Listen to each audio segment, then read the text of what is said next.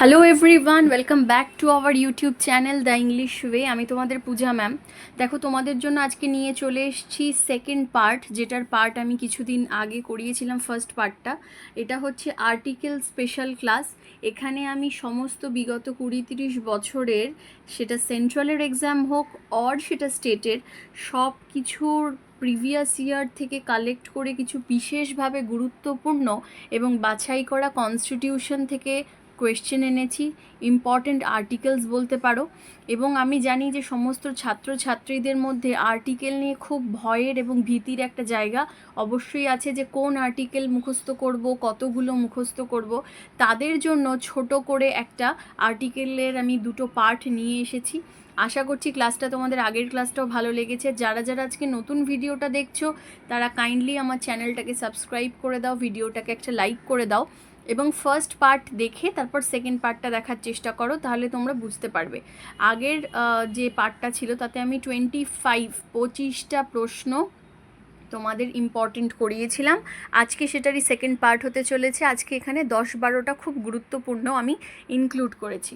আর যারা ভাবছো যে ম্যামের কাছে ডিরেক্টলি ইংলিশ বা জিকের প্রিপারেশন নেবে, তারা এখানে দেওয়া নম্বরে যোগাযোগ করো। ডেসক্রিপটিভ ইংলিশ হোক বা সেটা অবজেক্টিভ, যাদের ইংলিশে ভয় আছে, খুব ভয়ের জায়গা, ইংলিশ সেন্টেন্স ফরমেশন পারো না, ডেসক্রিপটিভ ইংলিশ করতে পারো না, প্রেসি লিখতে জানো না, ট্রান্সলেশন করতে জানো না, তারা ডেফিনেটলি আমার চ্যানেলটাকে ফলো করো। এবং যদি ভাবো ম্যামের কাছে অ্যাডমিশন নেব, তাহলে আর দেরি না করে আমার অনলাইনের ব্যাচে ভর্তি হয়ে যাও। আমরা কাল থেকে নতুন ব্যাচ শুরু করছি। আচ্ছা, তো বেশি দেরি না করে ক্লাসটাতে ঢুকে যাই। দেখো, প্রথম প্রশ্ন কি আছে? Which article is related to governors of state?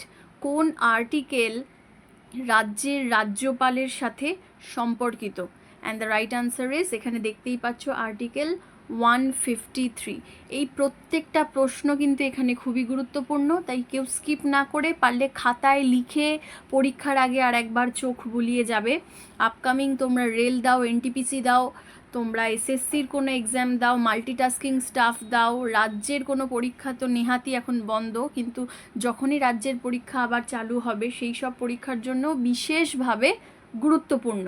ঠিক আছে, নাম্বার 27 দেখো, which article of Indian constitution defines the money bill? অর্থ বিলের সাথে সম্পর্কিত অর্থ বিলটা কি কি সেটাকে ডিফাইন করছে কোন কনস্টিটিউশন? আর্টিকেল 110। এগুলো ইংলিশে লেখার মানে এই কারণে, যদি তোমরা স্টেটের এক্সাম দাও বা যদি তোমরা সেন্ট্রালের এক্সাম দাও, তাহলে তোমাদের সেক্ষেত্রে সুবিধা হবে, সেই অর্থে এগুলো ইংলিশে দেওয়া। 28 দেখো, which article deals with the abolition of titles? আর্টিকেলের বিলোপ সাধন বা আর্টিকেল উচ্ছেদ কিসের সাথে, কোন আর্টিকেলের সাথে সম্পর্কিত? দেখে নাও, article 18। Very very important question, সবাই কাইন্ডলি নোট ডাউন করে এগুলো পড়াশোনা করবে। আচ্ছা, 29 দেখো, which article of the Indian constitution describes the appointment and disqualification of the council of ministers? ঠিক আছে, খুবই গুরুত্বপূর্ণ, এটাকেও ভিভিআই করে দিতে পারো। Article number 75। আচ্ছা, 30 হয়ে গেল। দেখো, which article deals with the protection of the right to freedom of speech? বাক স্বাধীনতার রাইট, বাক স্বাধীনতার ক্ষেত্রে যে প্রোটেকশন বা বাক স্বাধীনতার আমাদের যে অধিকার, সেটা দিয়েছে আমাদের কোন article? Article 19। Very very important. which articles are related to the speaker and deputy speaker in the Lok Sabha? লোকসভার স্পিকার এবং ডেপুটি স্পিকারের সাথে সম্পর্কিত আর্টিকেল কোনটি? আর্টিকেল 93। আমি প্রত্যেকটা প্রশ্ন ইংলিশে বলার সাথে সাথে বাংলাতেও বলে দিচ্ছি, যাদের অসুবিধা হবে তারা বাংলাতেও সেটা বুঝে খাতায় নোট ডাউন করতে পারবে। এছাড়া ডেফিনেটলি জানাবে তোমরা ক্লাসটা তোমাদের কেমন লাগলো। এই ধরনের জিকে ক্লাস অন্য কোনো টপিকের ওপর চাইলে সেটাও তোমরা কমেন্ট করে আমাকে বলতে পারো যে ম্যাম আমাদের এই টপিকের ওপরে একটা ক্লাস নিয়ে আসুন। আগামী দিনে তোমাদের চেষ্টা করব একটু সায়েন্সের, জেনারেল সায়েন্সের পার্টটাকে ধরার, আর তার সাথে যেরকম একদিন পর পর ইংলিশের ক্লাস আসছে সেরকম আসবে। আর যারা ভাবছো অ্যাডমিশন নেবে, তারা এখানে আমার নম্বর দেওয়া আছে 912396 5574 এই নম্বরে আমাকে যোগাযোগ করে নেবে, আমি সমস্ত ডিটেলস দিয়ে দেবো।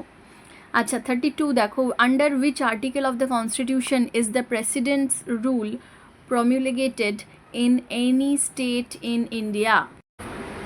Under which article of the constitution is the president's rule promulgated, এখানে প্রমিউলগেটেড শব্দের অর্থ হচ্ছে প্রচারিত, ঠিক আছে?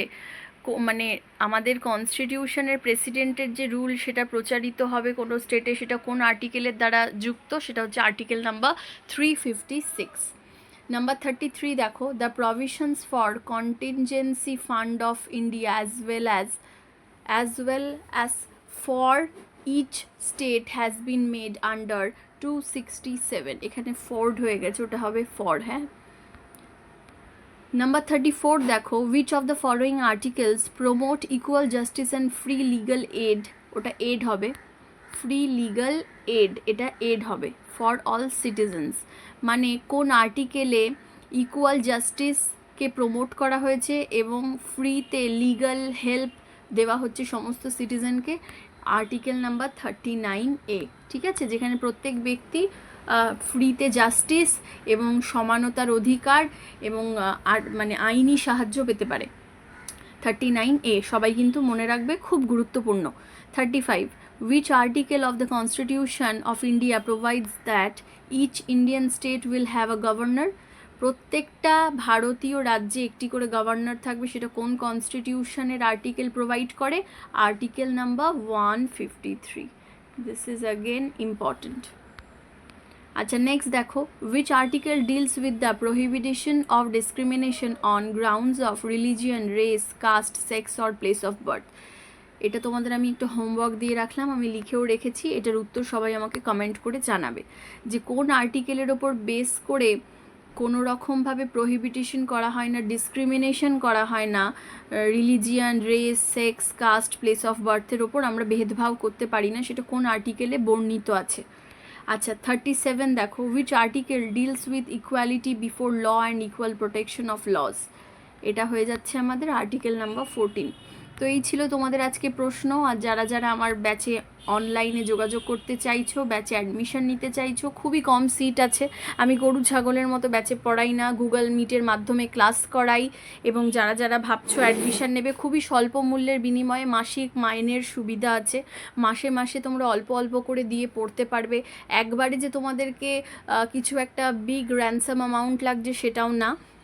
যারা ভাবছো ম্যামের কাছে পড়বো, সপ্তাহে একদিন করে জিকে এবং সপ্তাহে একদিন করে ইংলিশের ক্লাস হয়, তুমি বোথ দুটো জিকের সেশনস আর ইংলিশের সেশনস দুটোর জন্যই পড়তে পারবে, আলাদা আলাদা করেও শুধু জিকে বা শুধু ইংলিশের জন্যও পড়তে পারবে।